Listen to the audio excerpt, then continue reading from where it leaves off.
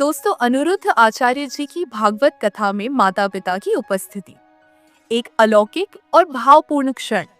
भागवत कथा केवल एक धार्मिक आयोजन नहीं होती, बल्कि वह एक ऐसी यात्रा होती है जिसमें भक्तजन श्री कृष्ण जी के प्रेम, भक्ति और लीला में डूब जाते हैं। और जब इस कथा को सुनाने वाले स्वयं एक महान संत, एक समर्पित गुरु हों, जैसे अनिरुद्ध आचार्य जी, तो वह कथा और भी दिव्य और भी आत्मा को छू लेने वाली बन जाती है। इस बार की भागवत कथा विशेष रूप से यादगार रही। कारण था अनिरुद्ध आचार्य जी के पूज्य माता पिता की उपस्थिति।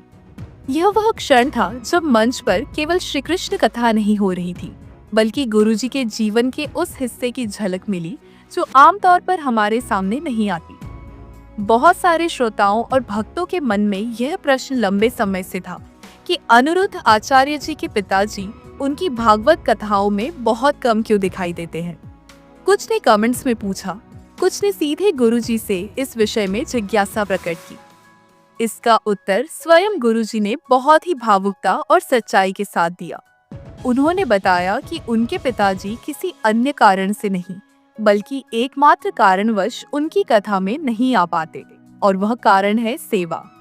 जी हाँ, गुरुजी के पिताजी एक मंदिर में पुजारी के रूप में सेवा में रत है।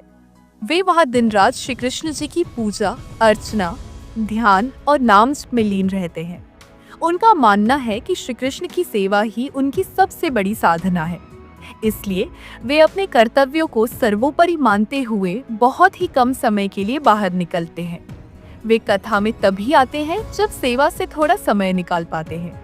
इस बार की कथा इसलिए भी विशेष रही क्योंकि गुरुजी की माताजी भी उपस्थित थी और उन्होंने अपनी मधुर और भाव विभोर कर देने वाली वाणी में एक अत्यंत सुंदर भजन प्रस्तुत किया। इस भजन ने वहां उपस्थित हर भक्त के हृदय को श्री कृष्ण के स्वरूप की छवि से भर दिया। माताजी की आवाज में वह मिठास थी, वह श्रद्धा थी, जिसने इस भजन को केवल एक गीत नहीं, बल्कि एक सजीव अनुभूति बना दिया। श्रोताओं की आंखें नम हो गईं, वातावरण भक्ति रस में डूब गया। यह दृश्य केवल एक पारिवारिक मिलन नहीं था, यह उस परंपरा का प्रतीक था जिसमें संपूर्ण परिवार भक्ति में डूबा होता है। माता पिता जिन्होंने गुरुजी को संस्कार दिए, जिन्होंने उन्हें धर्म और कृष्ण भक्ति की राह दिखाई, उनका इस तरह से मंच पर होना स्वयं में एक आशीर्वाद था। यह क्षण केवल गुरुजी के लिए नहीं, बल्कि उन सभी श्रोताओं के लिए एक गहरा आध्यात्मिक अनुभव था।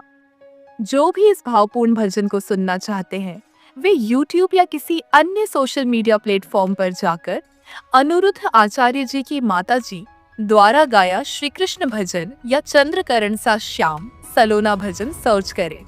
ये भजन न केवल कानों को सुकून देता है, बल्कि आत्मा को श्री कृष्ण जी के प्रेम में सराबोर कर देता है।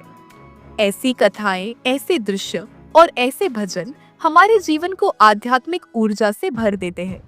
यह केवल एक साधारण आयोजन नहीं था, बल्कि भक्ति रस की एक ऐसी सरलता थी जिसमें डूबकर आत्मा को परम शांति मिलती है। राधे राधे, जय श्री कृष्ण।